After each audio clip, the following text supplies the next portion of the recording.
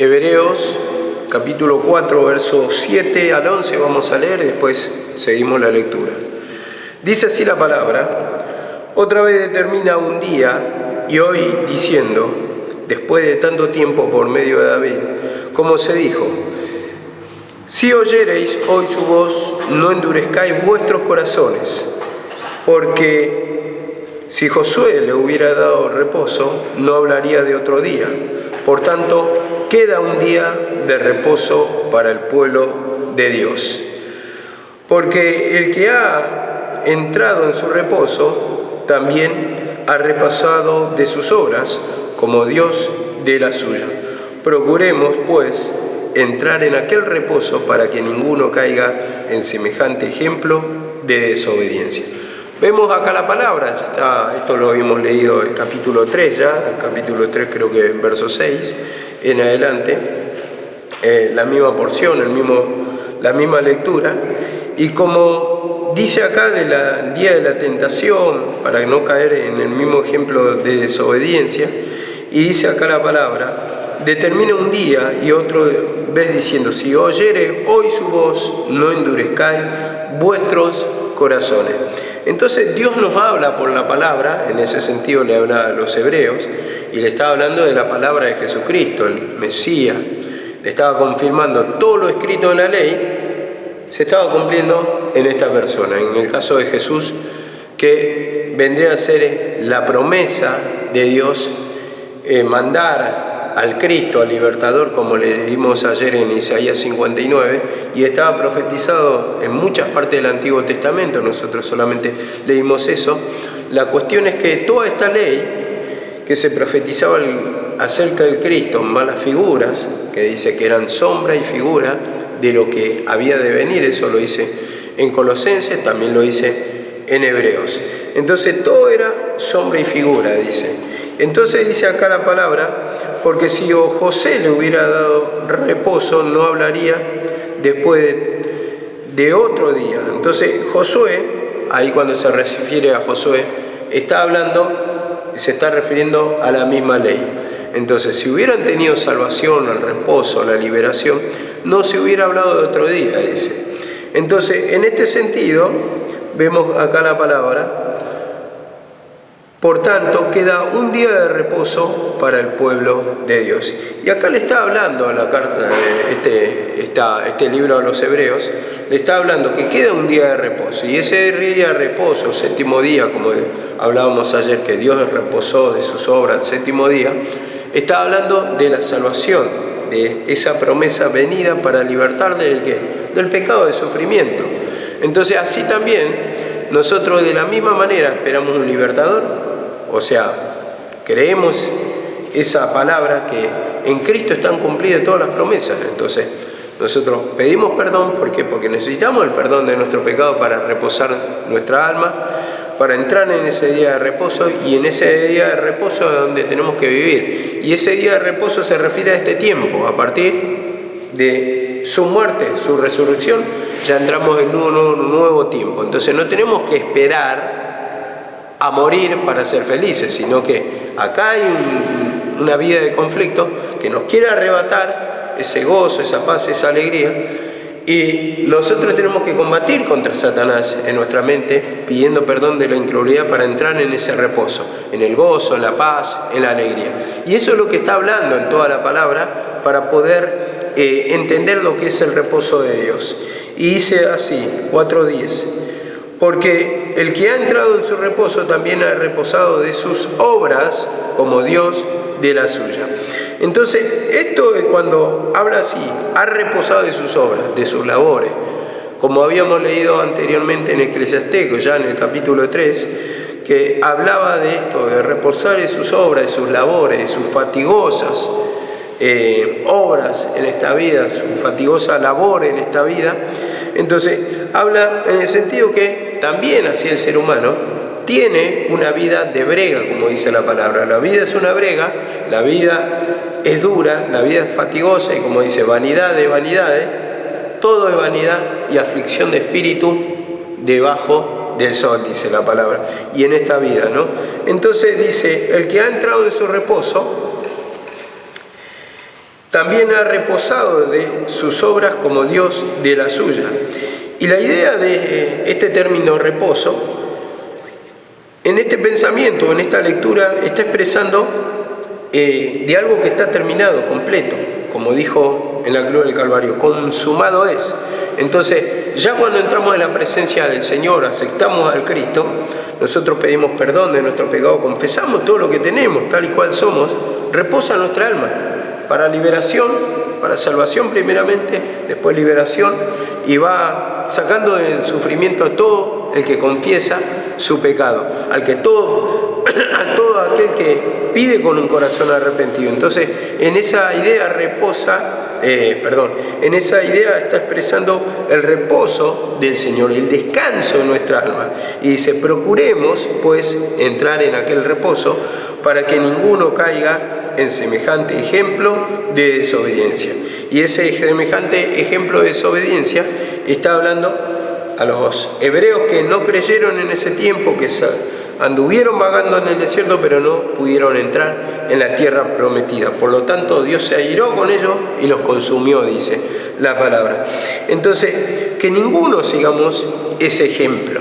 Eso se lo está diciendo a los hebreos, pero así también nosotros tenemos ese ejemplo en la palabra para pedir perdón, para confesar nuestro pecado, para entrar en el reposo de Dios. Y ahora sí vamos a apoyarnos en otros versículos. Dice Apocalipsis 21:4. Dice así la palabra: Él enjugará toda lágrima de sus ojos, y ya no habrá muerte, ni habrá más duelo, ni clamor, ni dolor, porque las primeras cosas han pasado. Vemos acá la palabra, enjugará toda lágrima. Dice, las primeras cosas han pasado. Entonces vemos que dice enjugará, en el sentido de que va a reposar nuestra alma. Va a sacar el dolor, como dice acá la palabra, va a secar nuestras lágrimas, ya no habrá más muerte, no habrá más duelo, ni clamor, ni dolor, porque las primeras cosas han pasado. Y esas primeras cosas han pasado, o sea, eso está hablando de la vida anterior a la muerte de Cristo, a la crucifixión de Jesucristo. Entonces, estaba condenado el hombre en delitos y pecados. ¿Para qué se puso la ley? Era para mostrar el pecado, la transgresión del hombre. Entonces se da cuenta de su condición, y entonces ahí es cuando viene el Salvador o Libertador, Jesucristo se presenta, y uno confiesa porque se ve en su pecado, se ve a través de la ley, se da cuenta de toda la maldad, de todo el apartamiento de Dios que tiene. Entonces se ve incapaz también de alcanzar la misericordia de Dios, porque el pecado es lo que aparta al hombre de Dios. Entonces, ¿cómo puedo alcanzar la misericordia de Dios? Solamente por el sacrificio de Cristo, ese sacrificio perfecto. Nosotros somos incapaces de cumplir la palabra de Dios o la ley, porque en la ley cuando nos reflejamos vemos nuestras imperfecciones. La ley dice no codiciarás y somos codiciosos. La ley dice no adulterarás, sin embargo tenemos pensamiento de adulterio. La ley dice amarás a tu prójimo como a ti mismo, y muchas veces no amamos a nuestro prójimo. Entonces vemos que fallamos en muchas cosas y nos muestra eso la ley, pero lo encerró todo bajo pecado la ley, dice. ¿Para qué? Para tener misericordia de nosotros, para que busquemos al Cristo. Y dice acá la palabra: enjugará toda lágrima, ya no habrá más muerte, no habrá más duelo, ni clamor, ni dolor, porque las primeras cosas han pasado. Y habla de aquel tiempo, ¿no? A ver, dice, por ejemplo, en Romanos 8, 30 y pico, dice: ¿quién nos apartará del amor de Dios?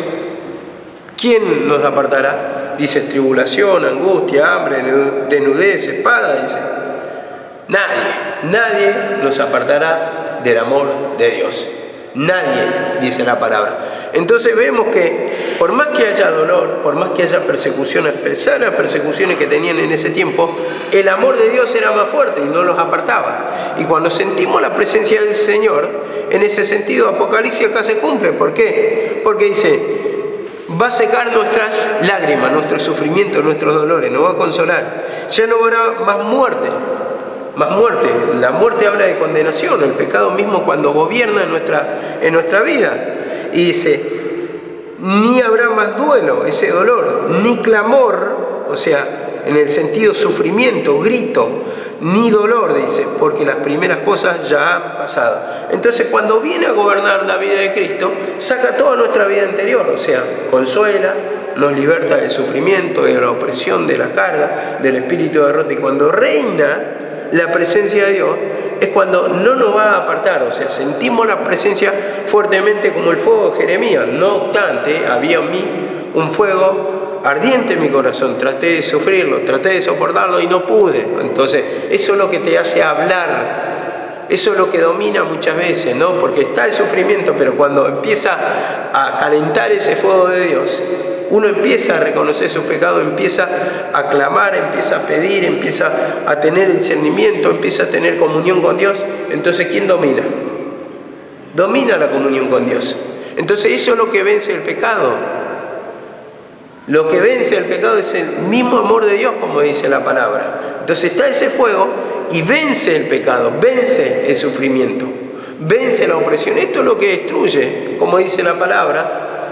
Las armas de nuestra milicia no son carnal y destruye el pecado. ¿Por qué? Porque es más fuerte ese deseo intenso. ¿Pero a través de qué? A través de reconocer nuestra falencia. Entonces empieza esa comunión con Dios y nos empieza a sacar todos esos deseos mundanales que están en nuestra vida. Usted le debe pasar, porque cuando nos pasa todo, un poco de lectura y se te abre, parece el cielo, un poquito que entendés, tenés un poquito de comunión con Dios en la oración y parece que ahora sí, arrancás y ya, ahí nomás ya te da el deseo de predicar, el deseo de cantarle al Señor, el deseo de alabar otra vez, porque se levanta ese deseo y entonces eso te aparta de ese espíritu, como dice acá la palabra, de muerte, por ejemplo, ¿no? Entonces, en ese reposo quiere que entremos, que descanse nuestra alma del sufrimiento, que pase ese tiempo viejo y que haya un tiempo nuevo en nuestra vida. Ese tiempo viejo para ellos era el anterior, antes de la crucifixión de Cristo, para toda la humanidad en sí, pero ahora tenemos la oportunidad de entrar en ese tiempo nuevo y esto van a entrar solamente los que creen, como dice la palabra, y vamos a ir tocando. Hebreos 4:3 dice acá la palabra: porque lo que hemos creído en este reposo, tal como ha dicho, me juré, en mi ira no entrarán en mi reposo. Lo que hemos creído, entramos, como dice, en ese reposo. Entonces, es la fe, la confianza en Dios. Entonces, lo que hemos creído su palabra, entramos en ese reposo, dice la carta o el libro de los Hebreos. Hemos creído. Entonces, eso es lo que nos cuesta justamente, es creer. Nuestra esencia es fuerte, ¿no? Entonces, eso nos aparta la incredulidad del creer la palabra. No confiamos, entonces no ejecutamos el plan de Dios, no llevamos a cabo lo que nos dice. Nos dice, por ejemplo, orar, no queremos orar. Dependé de mí, esperá en el Señor, ya va a llegar el tiempo, no queremos esperar. Nos ponemos caprichosos, nos ponemos rebeldes. Entonces, no hay fe en la palabra. Entonces, ahí es cuando yo tengo que confesar mi incredulidad y tengo que pedir el favor de Dios, como estábamos tocando ayer. La oración del fariseo y del publicano, dice. ¿Y la del publicano cuál era? Sé propicio a mi pecador. Entonces, necesito tu favor porque yo no puedo solo. Porque está esa vieja esencia que me domina, que está fuerte todavía. Entonces, necesito que crezca la esencia de Dios, la esencia de paz. Eso es lo que me va a llevar a la tranquilidad, que cuando hago las cosas correctas, cuando me son reveladas y ejecuto el plan de Dios, me lleva a un descanso. Porque nadie puede ir contra su mente, ¿no? Contra tu mente, o sea, cuando haces mal, o sea, podés hacer cosas malas que te dominan, pero sabés que estás mal, entonces eso te lleva al tormento. Eso te lleva, porque no podés ir contra tu propia mente. Cuando tenés una convicción, cuando se te es revelada la verdad y sabés que estás haciendo lo correcto, eso te lleva a la paz. Pero cuando no haces lo correcto, te lleva al tormento. Entonces, sabemos las cosas muchas veces por la palabra, las que son malas, y no voy a nombrar muchos pecados, pero para que entendamos, sabemos, a ver, que la pelea es mala, por ejemplo, o pelear con nuestros hermanos, discutir, no solamente discutir, sino que agredir físicamente. Entonces, la palabra está también, te lo confirma. Nosotros ya tenemos eso revelado, entonces no hay justificativo. ¿A qué nos va a llevar? A sentirnos mal. vamos a perder la presencia del Señor, vamos a sentirnos turbados porque estamos actuando en contra de la voluntad de Dios. La misma palabra lo dice. Si tu enemigo te pega una mejilla, poné la otra, te dice, o no te dice así. Y lo que menos queremos poner, la justicia propia, está fuerte en nosotros, la espada de Pedro. Y eso solamente no hace falta mucho discernimiento. Al ver cómo actuamos cuando somos agredidos, el ver, ¿no? ¿Cómo actuamos? Entonces, por ejemplo, el último hermano que vino a hacer lío esa vez, ¿cómo lo bajaron? Entonces ahí está la espada de Pedro. Ahí te das cuenta que estamos duros en ese sentido, el trato con la gente. Y a ver, ahí nos va mostrando, nos va enrostrando el Señor nuestra manera de actuar. Que actuamos con prepotencia, actuamos con justicia propia, hablamos siempre de la justicia propia. Sin embargo, cuando nos toca vivir en el momento a nosotros, ahí es cuando sale a relucir toda nuestra justicia propia. Decimos que no debemos pelear, y en una pelea, en vez de separar, muchas veces salimos en favor de uno, en favor de otro. Entonces ahí mismo ya se ve nuestro actuar, eso que nos separa de la presencia del Señor, porque actuamos en contra de la palabra. Y después la palabra nos acusa, nos hace sentir mal, perdemos la presencia, no queremos ir, queremos abandonar porque nos sentimos perseguidos, acusados. ¿Por qué? Porque va en contra de la verdad revelada. Entonces ahí es cuando tenemos que trabajar nuestro pecado. Dice así la palabra de Dios. Mateo 25, 19. Dice así la palabra. Después de mucho tiempo vino el señor de aquellos siervos y arregló cuenta con ellos. Y llegando, el que había recibido 5 talentos, trajo también otros 5 talentos, diciendo: Señor, 5 talentos me entregaste, y aquí he ganado otros 5 talentos sobre ellos. Y su señor dijo: buen siervo fiel, sobre poco me has sido fiel y sobre mucho te pondré. Entra en el gozo de tu Señor. Vemos, este es el reposo o el gozo del Señor, como dice acá la palabra. Simplemente usa otra palabra para entender.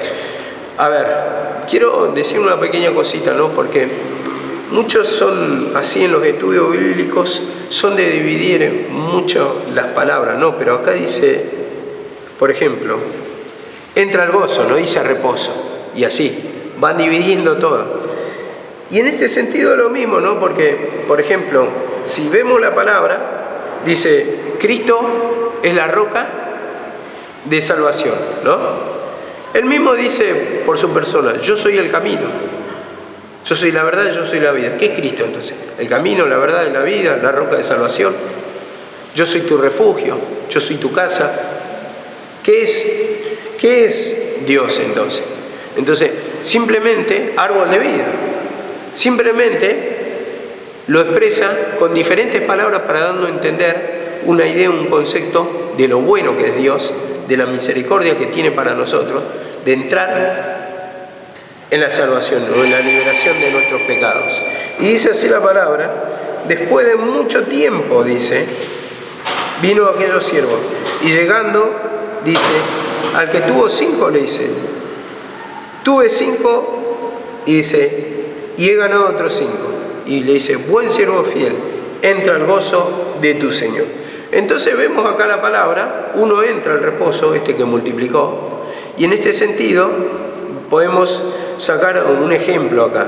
El que enterró el talento eran los mismos judíos que nos creyeron. Entonces vino el Cristo, a los suyos vino, los suyos no lo recibieron, devolvió el talento, en el sentido que no creyeron. Estaba enterrado, no accionaron, no predicaron, no pregonaron porque no creyeron. No se predicó el Cristo, sino que lo negaron. Y este que multiplicó, buen siervo y fiel, es lo que iban predicando la palabra. Entonces, iban predicando acerca de quién, acerca del Cristo. Entonces, este es el que recibe, acá como lo cuenta en la ilustración, el gozo del Señor. Entra al gozo de tu Señor, entra a la salvación, entra al descanso.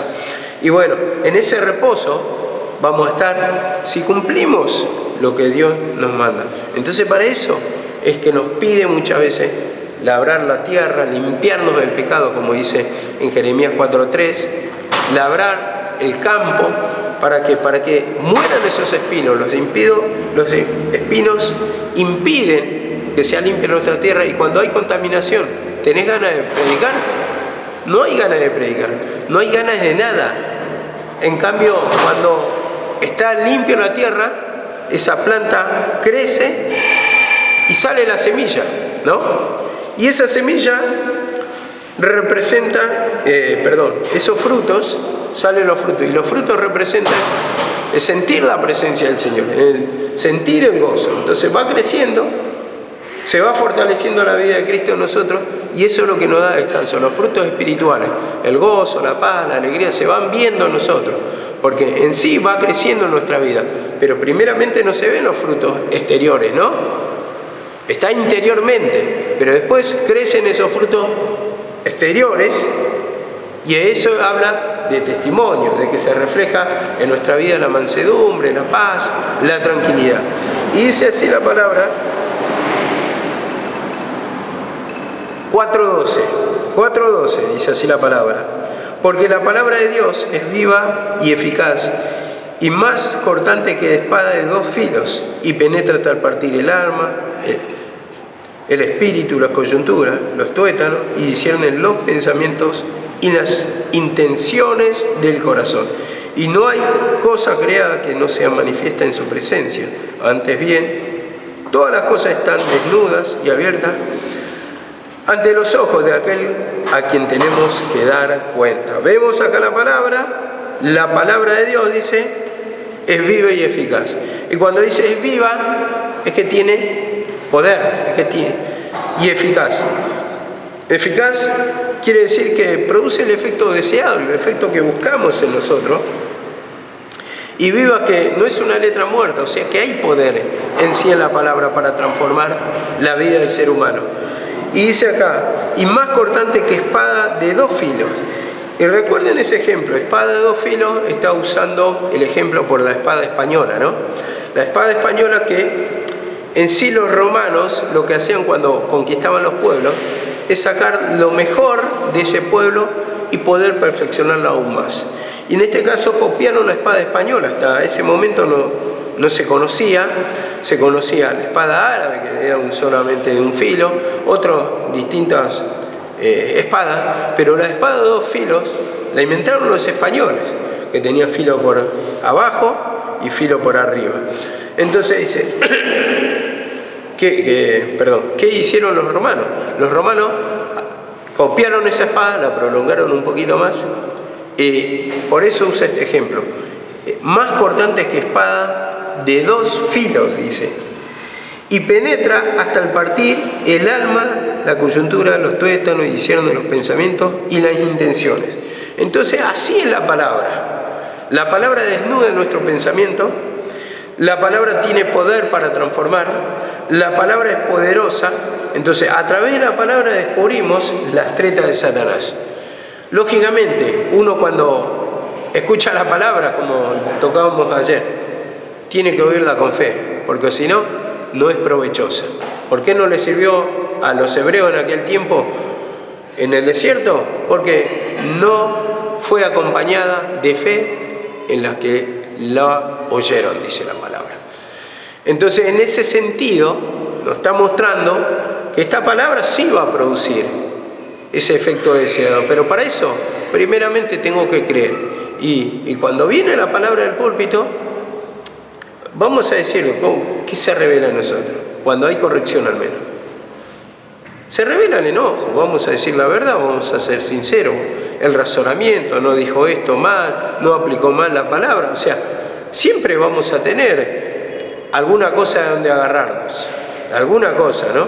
Como se explicaba la palabra esta mañana, se explicaba, por ejemplo, del niño que le tenés que dar el alimento, y decía, pero el alimento sólido, hay otra contraposición, que al hijo le tenés que criar en disciplina, le tenés que acostumbrar a la disciplina, ya tiene que comer. Y después en contraposición decía la palabra, que el alimento sólido es para los que alcanzaron madurez. Entonces a un niño no le puedo dar un alimento sólido, decía.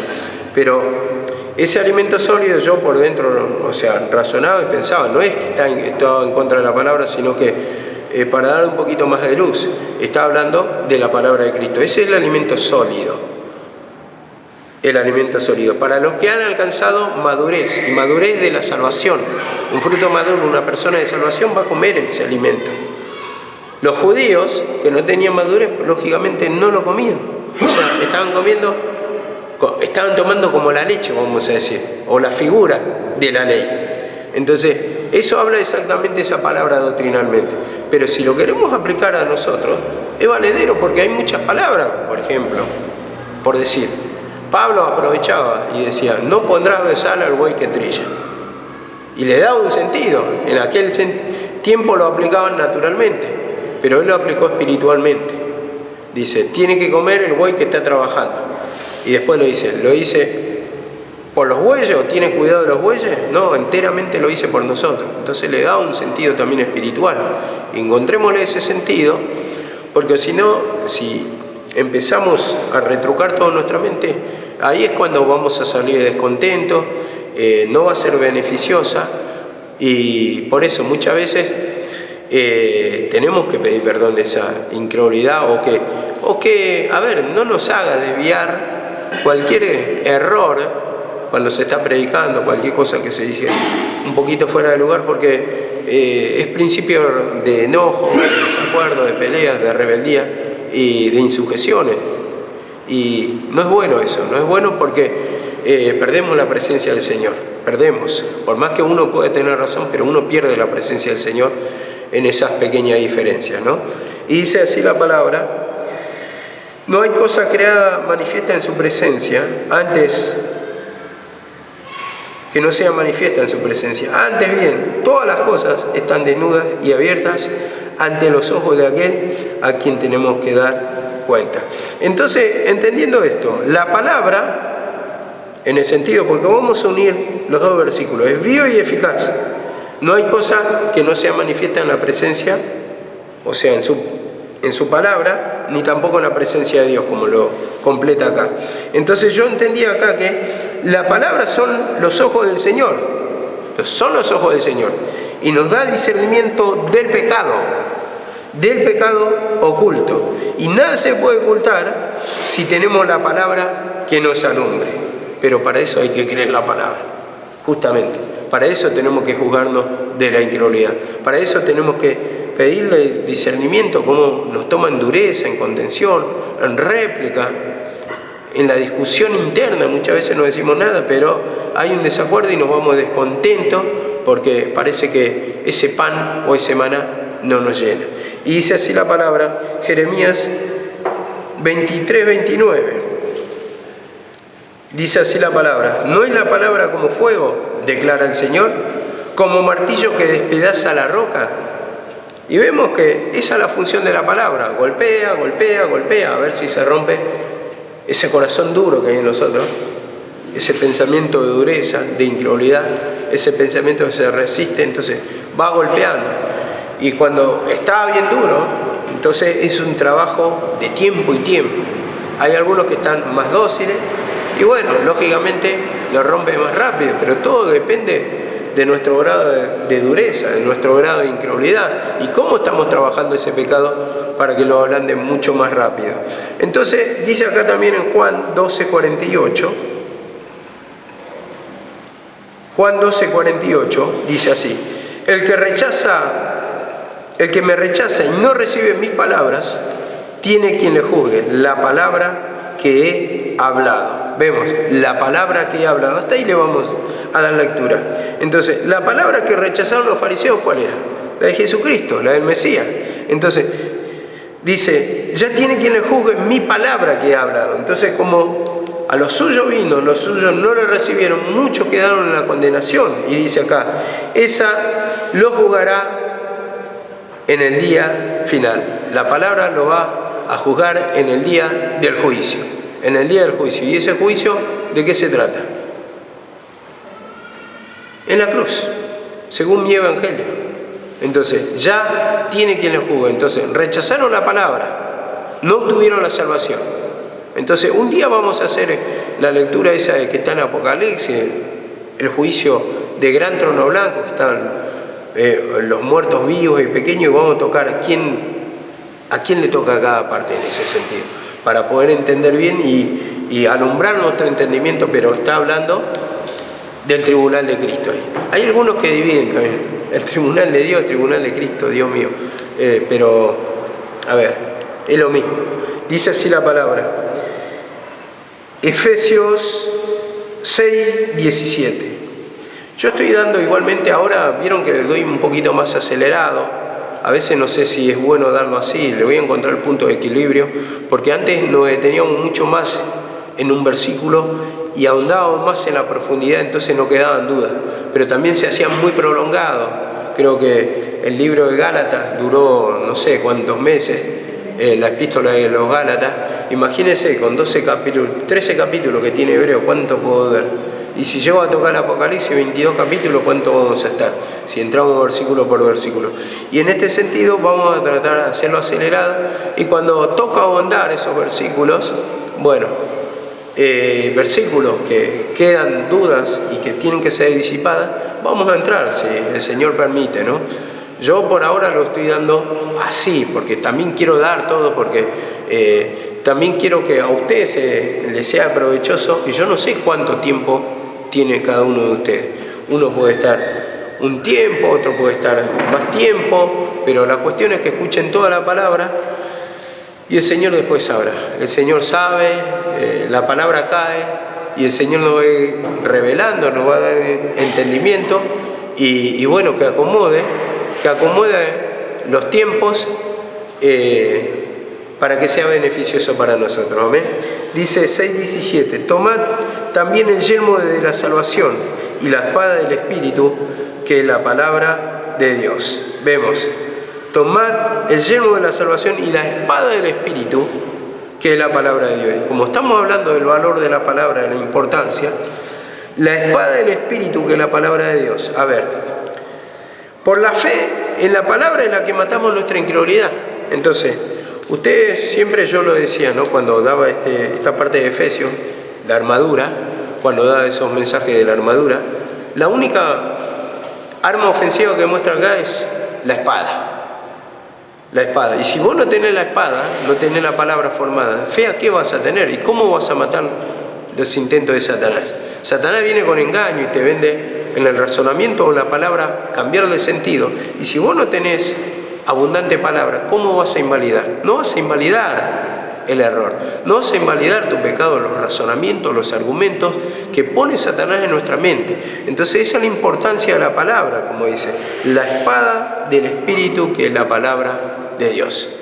Vemos cómo eso mata, como siempre le decía a Jesucristo, cuando estaba en Mateo 4, 8, 9, por ahí, que fue llevado al desierto. Y Satanás le tentó, pero él le dice, escrito está, le resistió por la palabra. Entonces ahí es que invalidó el error o el pecado. Entonces, ¿por qué? Porque estaba la palabra. Pero si no tenemos argumentos, no tenemos palabra, entonces vamos a vivir una vida de pecado y no la vamos a poder invalidar. Igual, y es más, lo vamos a justificar. Los vamos a justificar. Entonces, después vienen los perjuicios, ¿no?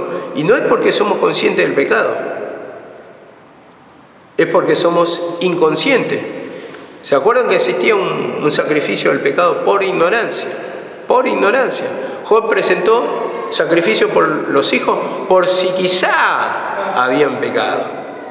Y vemos que eso trae perjuicio a la larga, porque el Señor un tiempo te da de misericordia, después te presenta la palabra, después te dice, tenés que estudiarla, tenés que escudriñar. Y hay muchos que no quieren escudriñarla, porque es como que exige mucho más, pero después vienen los perjuicios, porque te da un tiempo para escudriñar la palabra, para estudiarla, para evitarte de perjuicios futuros, porque ya te da la responsabilidad, ya te da el discernimiento que vos tenés que escudriñar, tenés que tener la lectura para invalidar todo intento del error. Como dijo Pablo, no ignoramos las maquinaciones de Satanás. No ignoramos. Y si no hay palabra, vas a ignorar. Pero si hay palabra, vas a discernir esto todo, ¿no? A través de pedir perdón, lógicamente, para que no te gane esa ceguera, esa justificación en cuanto a lo espiritual. Y dice así la palabra, en 2 Corintios 10:4 dice esto: porque las armas de nuestra milicia no son carnales, sino poderosas en Dios para la destrucción de fortalezas. Destrucción de fortalezas. Entonces es imposible matar el pecado sin la espada que es la palabra. Imposible. Entonces acá tenemos un arma poderosa, en el sentido de la palabra. La palabra nos alumbra, la palabra nos da discernimiento. Y cuando viene la corrección, ¿cómo viene? ¿No viene por la palabra? Viene por la palabra, te dice: tenés este pecado, este pecado, este pecado. ¿Y nosotros qué tenemos que decir? Pedir perdón. Después están las revelaciones. Pero las revelaciones se apoyan otra vez en la palabra y nos muestra el pecado. Entonces, ¿qué tenemos que hacer? Pedir perdón otra vez. Pedir perdón otra vez. Y como tocaban el instrumento a la mañana, es verdad, porque, por ejemplo, a ver, dice por las visiones, por ejemplo en Job, dice: de una o de dos maneras habla Dios, pero el hombre no entiende.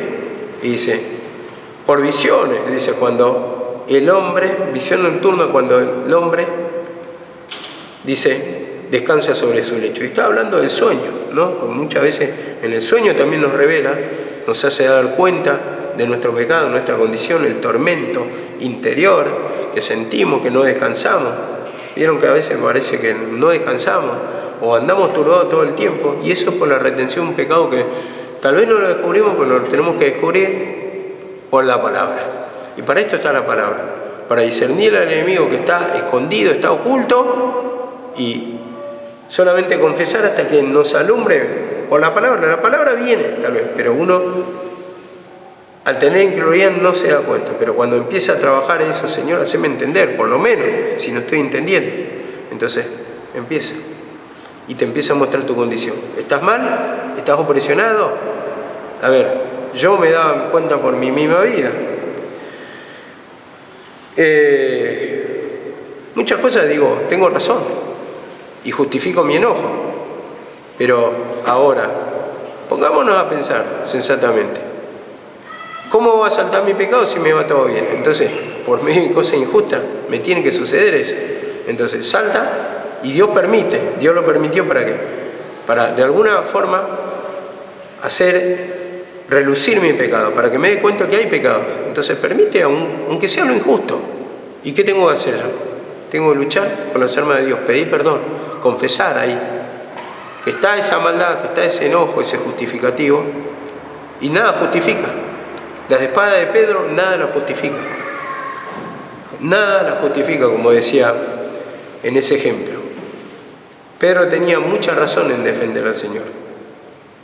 Estaba haciendo una obra buena supuestamente, pero le dice: Pedro, mete tu espada. El que a espada mata, a espada morirá. A espada muere. Entonces vemos que Satanás está esperando que vos uses la espada de Pedro ¿para qué? Para matar tu vida, para robarte la presencia del Señor, para justificarte, y ahí empieza el enfriamiento, la opresión, la carga, la contención, el apartamiento de Dios. Porque en ese querer tener razón más me aparto del Señor y la cabeza me queda así, en lugar de decir: Señor, perdóname, haceme entender y no lo entiendo.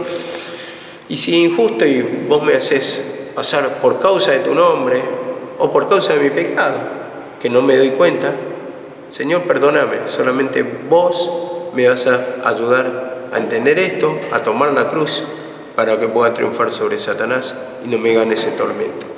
Y dice acá la palabra, 1 Tesalonicenses 2:3.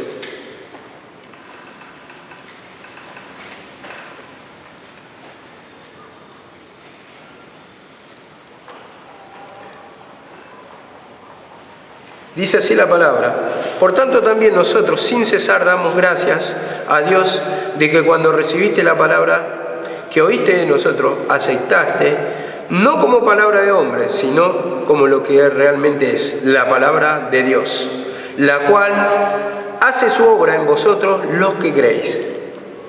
En los que creen hace la obra la palabra. La aceptaste no como palabra de hombre, de un instrumento, sino de Dios.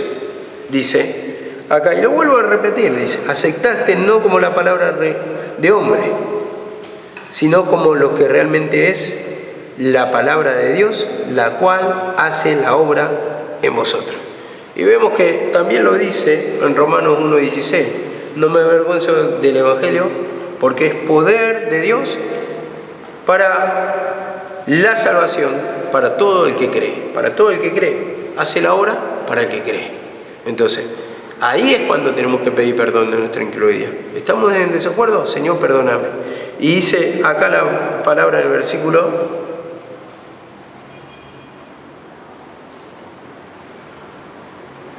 Juan 21:17. Vamos a ver, me parece que si tenemos tiempo vamos a terminar todo. Dice así la palabra: el Señor le preguntó por tercera vez: Simón, hijo de Juan, ¿me quieres? Pedro se entristeció porque le preguntó la tercera vez. Era la tercera vez que le dijo: ¿me quieres o me amas? Le respondió: Señor, tú lo sabes todo, sabes que te quiero, sabes que te amo. Jesús le dice: apacienta a mis ovejas, apacienta. Entonces le preguntó reiteradas veces, muchas veces: duerme en la condición espiritual, la palabra te amonesta, la palabra te habla. Dice en Salmo 119, 130, la exposición de tu palabra imparte luz y da entendimiento a los sencillos, a los ignorantes.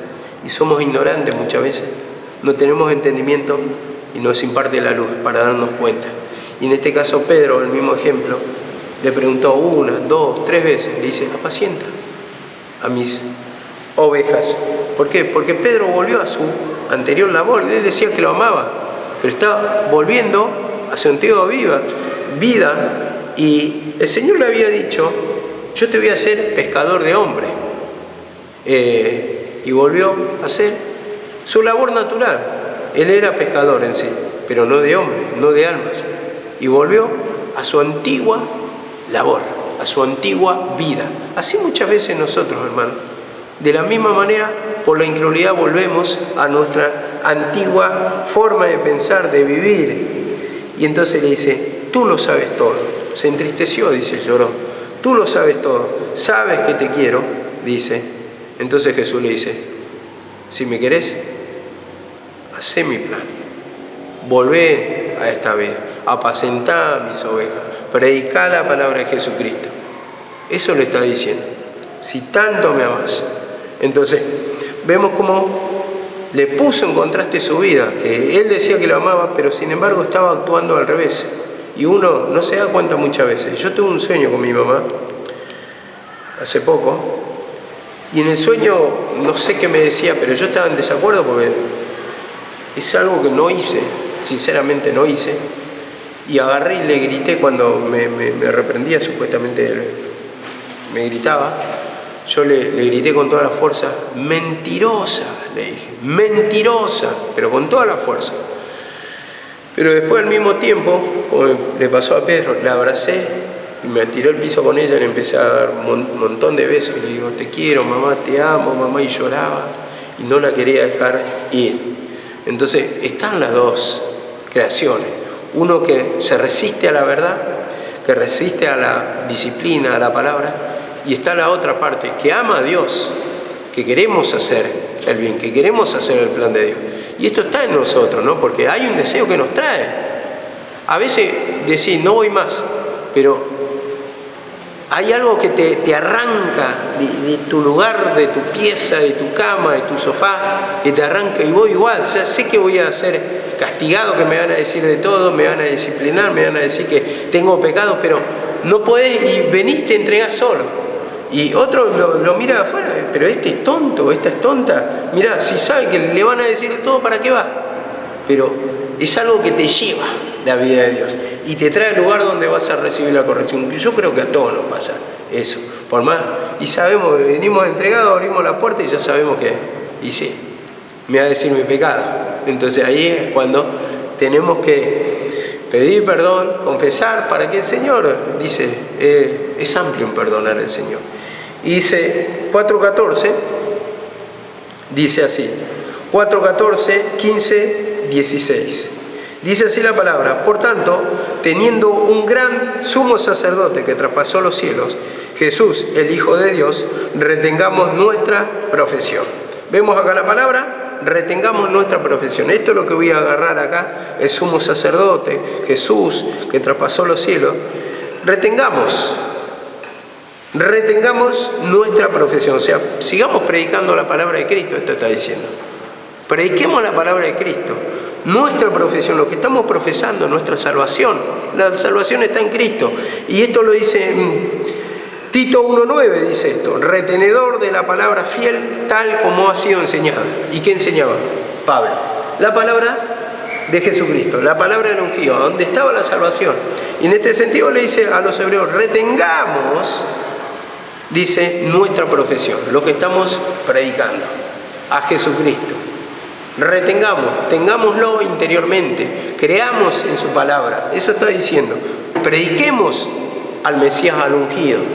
No prediquemos la ley. Eso le está diciendo a los hebreos. Y acá 4:15, no me voy a detener mucho porque si no, no voy a terminar. 4:15, porque no tenemos un sumo sacerdote que no pueda compadecerse de nuestras debilidades, sino uno que fue tentado en todo según nuestra semejanza, pero sin pecado.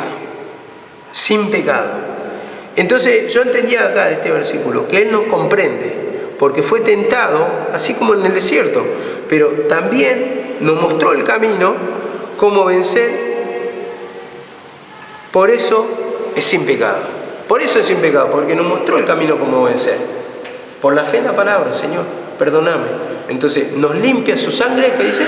Nos limpia de todo pecado. Su sacrificio nos limpia de todo pecado. Entonces, ¿dónde obtenemos la liberación? En su sacrificio. Entonces, pidamos perdón a la incredulidad del sacrificio. Por no creer a su sacrificio, por eso actúo como actúo. Porque no estoy confiando. Porque cuando tengo necesidades, por ejemplo, cuando tienen necesidades insatisfechas, entonces, ¿cómo hace? ¿Cómo actúan? A su manera. En el sentido como siempre predica la hija de Flora. La enfermedad, entonces, ¿confías en qué? En los médicos, tomar las pastillas, querer resolver todo a tu manera. Cuando muchas veces es por algún tipo de pecado que el Señor permite la enfermedad. Entonces, ahí a dónde tenés que encomendarte, al Señor. Pedir perdón, confesar, porque es un trato tuyo. Y entonces, Él se compadece y Él no tiene pecado, porque en ese mismo ejemplo, si nosotros tomamos la cruz o creemos en su sacrificio, que recibimos el perdón de pecado, entonces ahí nos liberta, ahí nos hace libres, como dice acá la palabra, nos hace sin pecado, como Él. Y dice acá la palabra, acerquémonos pues confiadamente al trono de su gracia para alcanzar misericordia y hallar gracia para los oportunos socorros. Confiadamente, dice, a su presencia, a su trono. O sea, confiadamente quiere decir con fe, creer. Dice, para alcanzar misericordia, alcanzar la misericordia y hallar la gracia, la salvación. Esa misericordia, ese perdón, para el oportuno socorro. Y simplemente, si tengo tiempo, ya no tengo tiempo, pero por ejemplo, le dejo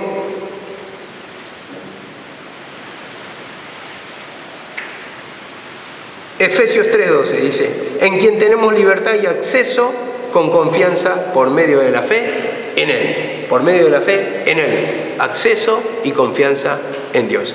Amén.